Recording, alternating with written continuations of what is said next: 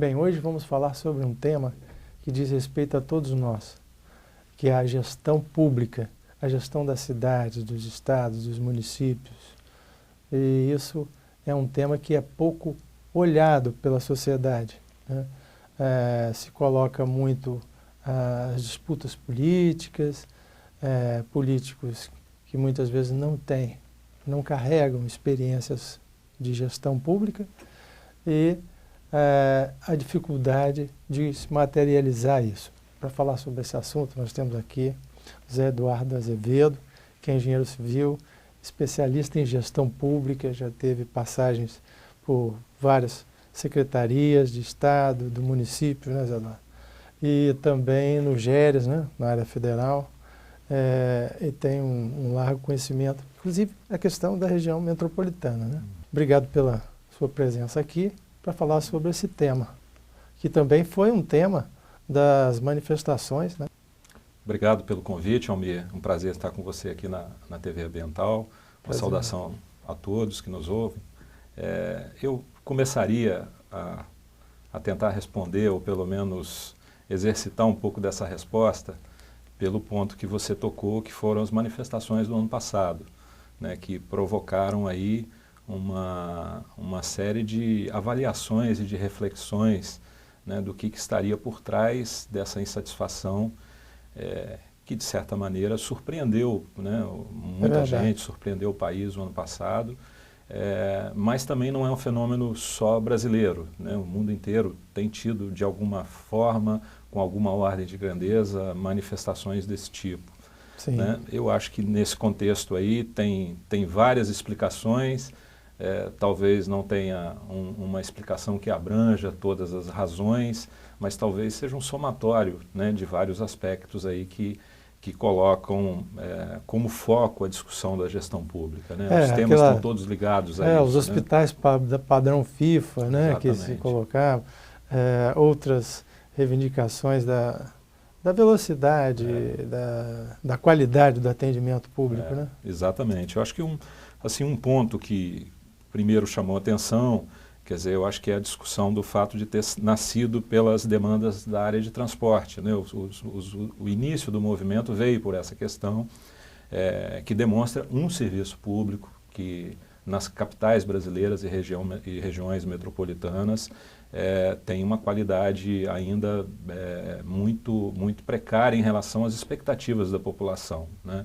É evidente que em várias cidades nós tivemos evolução, como aqui também na região metropolitana, mas nos últimos anos nós tivemos um fenômeno significativo, né, de melhoria de renda de parte da população e a ocupação dos espaços urbanos por uma frota de veículos cujos incentivos foram dados pelo governo federal, veículos populares, né, e motocicletas, que teve uma ampliação enorme.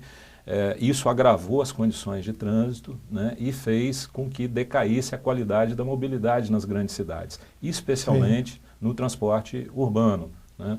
Pessoas que às vezes gastavam 1h30, 2 para chegar no trabalho, né, com a condição de trânsito completamente engarrafada, passaram a gastar 3, 4. Isso teve um efeito, evidentemente, na qualidade de vida das pessoas, né? Esses investimentos e a solução para isso não é simples, ela é complexa, demanda muito recursos, mas expõe uma política pública, especialmente nesse caso liderada pelo governo federal, a meu ver equivocada, quer dizer, de privilégio dos automóveis particulares, de motos, em detrimento dos investimentos, né, nos transportes de massa, que, como eu disse, assim, esses investimentos demandam muitos recursos, assim, não cabem nos orçamentos, seja das capitais, seja dos governos do Estado, se nós não tivermos um amplo esforço que congregue recursos federais, estaduais e municipais, nós não enfrentamos esse problema, né? Quanto mais reduzir o veículo individual, né? Exatamente, exatamente. As cidades civilizadas do mundo, né, elas passaram por esse processo. Eu tive a oportunidade, 2 anos atrás, de conhecer Berlim, que é uma cidade espetacular do ponto de vista da solução da mobilidade urbana, né? E lá a gente assim fica impressionado, porque no Brasil é uma discussão, ou se faz metrô, ou se faz VLT, ou se faz BRT. Assim, Berlim é uma cidade que tem tudo, ela tem metrô, tem BRT, tem VLT, tem ônibus, tem ciclovia, quer dizer, ela tem um conjunto de possibilidades, né, e de alternativas de deslocamento que dá à cidade uma condição e uma qualidade de vida espetacular e poucos carros na rua, né, porque se criou uma condição adequada para o deslocamento das pessoas.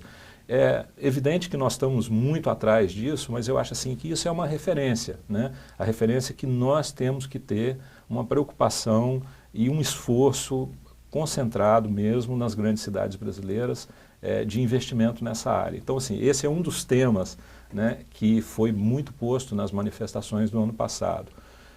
Os outros, como você disse, aí eu acho que tem um conjunto, em algumas cidades mais para um lado, em outras cidades mais para o outro, mas denotam assim, as deficiências da nossa qualidade dos serviços públicos no Brasil.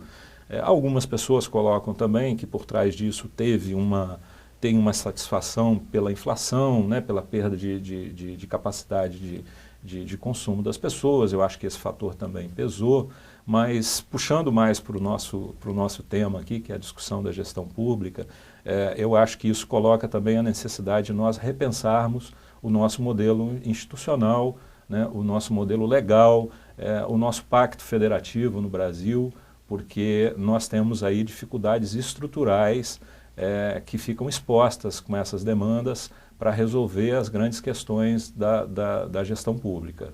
Certo, José Eduardo. Quando a presidente deu resposta, por exemplo, a um item específico, a saúde, ela ensaiou uma resposta como mais médicos, né? É isso que nós precisamos, mais médicos para a saúde, mais policiais para a segurança pública, mais, enfim, funcionários públicos numa máquina pública tão pesada quanto a máquina pública brasileira? Eu acho que essa é uma boa discussão, né? Nós temos, às vezes, a tentação de seguir o caminho mais simples, né? E vamos dizer assim, mais popular, do ponto de vista das respostas que são dadas. Mas nem sempre o caminho mais simples é o certo, né? Eu acho que o caminho para essas questões ele é mais complexo do que nós podemos, às vezes, do que a gente às vezes imagina, né? Eu acho que tem uma questão na gestão pública brasileira, e aí não estou dando um corte setorial, mas um corte de financiamento do setor público brasileiro, que nós começamos a resolver com a Constituição de 88, mas ao longo dos últimos anos andamos para trás de novo, que é a concentração de recursos na União, né? Nós estamos voltando hoje quase aos mesmos percentuais que a gente tinha na década de 80, né? Mais de 60% dos recursos públicos concentrados na União, depois vem os estados com 20%, 25%, e os municípios, né, que são a base do nosso sistema administrativo, com menos de 20% da receita pública. Quer dizer, se nós pensarmos no Brasil como um país continental, não tem cabimento esse grau de centralização de recursos. Nós criamos uma perda de economia de escala, nós colocamos o recurso distante da população, que está lá no município, perto do prefeito, com todos os problemas que nós temos nas administrações municipais, assim, mas é onde a população está mais perto, é onde tem que estar o recurso para prover os serviços mais diretos para a população. É evidente que isso não é um processo rápido, mas assim, nós não podemos usar a fragilidade dos municípios como argumento para centralizar recursos, porque isso esse modelo funciona ao contrário. O prefeito toda hora indo na Brasília buscar recursos para fazer um convênio, às vezes para uma critérios rua. Políticos, às vezes. Isso cria uma deseconomia de escala, um desperdício absurdo. Então, assim, essa é uma discussão do ponto de vista de financiamento da gestão pública no Brasil, que eu acho que precisa ser enfrentada de maneira séria, de maneira forte, porque sem essa solução também nós não vamos muito longe. Vamos a um rápido intervalo, voltamos já. Fique conosco.